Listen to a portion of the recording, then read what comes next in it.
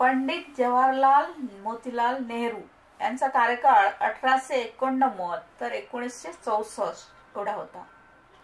पंडित जवाहरलाल नेहरू यांचा जन्म 14 नोव्हेंबर 1889 रोजी मोतीलाल नेहरू यांच्या घरी अलाहाबाद येथे झाला. त्यांच्या घराला आनंद भवन असे नाव देण्यात आले होते. 14 नोव्हेंबर हा दिवस आपण राष्ट्रीय बाल दिन म्हणून सुद्धा साजरा केला जातो. आता सध्या 1916 मध्ये पंडित नेहरूंचे लग्न कलम कौल यांच्याशी झाले व 1917 मध्ये त्यांना इंदिरा प्रियदर्शनी यांच्या रूपाने कन्यारत्न प्राप्त झाले. त्यानंतर पंडितजींनी कॅम्ब्रिज विद्यापीठातून पदवी प्राप्त केली. पहिल्यांदाच 1929च्या लाहोर अधिवेशनाचे अध्यक्ष झाले व संपूर्ण स्वराज्याची मागणी त्यांनी केली. हा महत्वाचा प्रश्न आहे. पहिल्यांदाच 1929च्या लाहोर अधिवेशनाचे अध्यक्ष ते झाले व संपूर्ण स्वराज्याची त्यांनी मागणी केली. त्यानंतर 1936च्या फैजपूर येथील ग्रामीण भागातील पहिल्या अधिवेशनाचे अध्यक्ष होते. हा प्रश्न तर नेहमी विचारतात की ग्रामीण भागातील पहिल्या अधिवेशनाचे अध्यक्ष कोण होते, तर हे उत्तर आहे पंडित नेहरू. हे लक्षात ठेवा. त्यानंतर 1935 मध्ये अल्मेडा येथील तुरुंगात असताना ॲन ऑटोबायोग्राफी हे स्वतःचे आत्मचरित्र लिहिले 1935 मध्ये. त्यानंतर 1940 मध्ये सुरू झालेल्या वैयक्तिक सत्याग्रहाचे दुसरे वैयक्तिक सत्याग्रह होते. हा प्रश्न महत्वाचा आहे. कोणत्या नंबरचे वैयक्तिक सत्याग्रही होते? ते दुसऱ्या नंबरचे वैयक्तिक सत्याग्रही होते. त्यानंतर 1942 मध्ये अहमदनगर येथील भुईकोट किल्ल्यात तुरुंगवास भोगत असताना त्यांनी डिस्कव्हरी ऑफ इंडिया किंवा भारत की खोज हा प्रसिद्ध ग्रंथ लिहिला. कोणता ग्रंथ लिहिला त्यांनी अहमदनगर मध्ये? डिस्कव्हरी ऑफ इंडिया किंवा भारत की खोज.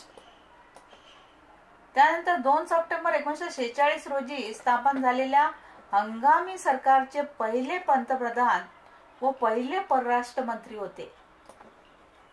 पहिले पंतप्रधान व पहिले परराष्ट्र मंत्री होते, हे लक्षात ठेवा. तसेच पंडित जवाहरलाल नेहरू हे स्वातंत्र्यानंतर देशाचे पहिले पंतप्रधान होतेच. जवाहरलाल नेहरू यांना स्वतंत्र भारताच्या परराष्ट्र नीतीचे शिल्पकार असे म्हटले जाते. हे लक्षात ठेवा. स्वतंत्र भारताचे परराष्ट्र नीतीचे शिल्पकार असे त्यांना म्हणत. त्यानंतर 1950 मध्ये स्थापन झालेल्या नियोजन आयोगाचे पहिले अध्यक्ष पंडितजी होते. नियोजन आयोगाचे पहिले अध्यक्ष. त्यानंतर देशासाठी पंचवार्षिक योजना ही मूळ संकल्पना पंडित जवाहरलाल नेहरू यांचीच होती. पंचवार्षिक योजना जी आहे ती पंडित जवाहरलाल नेहरू यांनीच चालू केलेली आहे. तर पंडितजींनी 1951 सालापासून देशामध्ये पंचवार्षिक योजना सुरू केल्या. हे महत्वाचं आहे, लक्षात ठेवा. पेपरमध्ये नेहमी विचारतात. त्यानंतर 1951 मध्ये पंडितजींनी पहिल्या आशियाई किंवा क्रीडा स्पर्धा दिल्ली येथे भरविल्या. पहिल्या आशियाई क्रीडा स्पर्धा कोणी भरविल्या? पंडित जवाहरलाल नेहरूंनी. त्यानंतर पंडितजी जवाहरलाल नेहरू यांनी 1955च्या बांडुंग परिषदेमध्ये अलिप्त राष्ट्र संघटना ही महत्वपूर्ण संकल्पना मांडली. अलिप्त राष्ट्र संघटना ही संकल्पना कोणाची होती? नेहरूजींची. त्यानंतर त्यांच्या प्रयत्नाने 1961 मध्ये अलिप्त राष्ट्र संघटना ही संस्था अस्तित्वात आली. म्हणून शांतीदूत, आधुनिक भारताचे शिल्पकार आणि आंतरराष्ट्रवादाचे जनक असे संबोधले जाते. कोणाला म्हणतात? पंडित जवाहरलाल नेहरू यांना शांतीदूत, आधुनिक भारताचे शिल्पकार आणि आंतरराष्ट्रवादाचे जनक असे त्यांना म्हणतात. तसेच पंडितजींनी त्यांच्या कार्यकाळामध्ये नॅशनल हेराल्ड हे वृत्तपत्र सुरू केले होते. हे महत्वाचं आहे. नॅशनल हेराल्ड लक्षात ठेवा. हे वृत्तपत्र त्यांनी सुरू केले.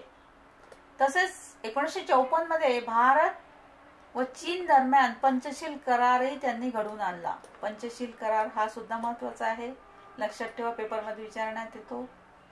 आता त्यांची ग्रंथसंपदा काय आहे पाहूया. किती ग्रंथ लिहिले त्यांनी. Number 1 Soviet Russia.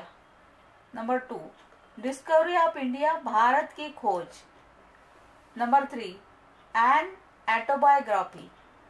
Number 4 letter from father to his daughter. Letter from father to his daughter.